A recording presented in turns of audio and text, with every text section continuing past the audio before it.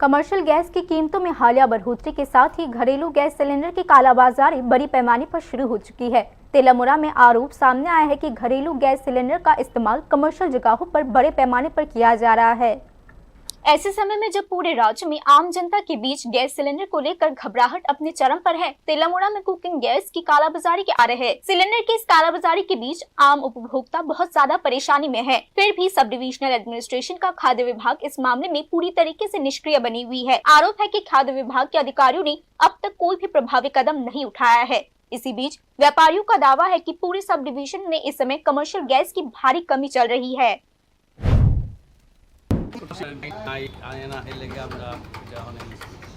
এই ব্যাপারে খাদ্য দপ্তরে জানাইছেন নি? খালি আমরা যে আমি তো জানাইছি না, অন্যরা জানাইছে না, কেন কইতে পারি না।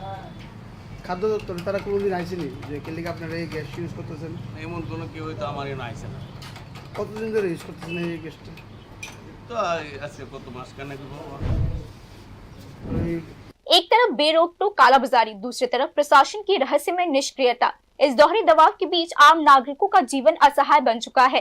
इस स्थिति से प्रभावित लोगों का मानना है कि संबंधित सरकारी विभागों को स्थिति को काबू में करने के लिए तुरंत कदम उठाने चाहिए। News now.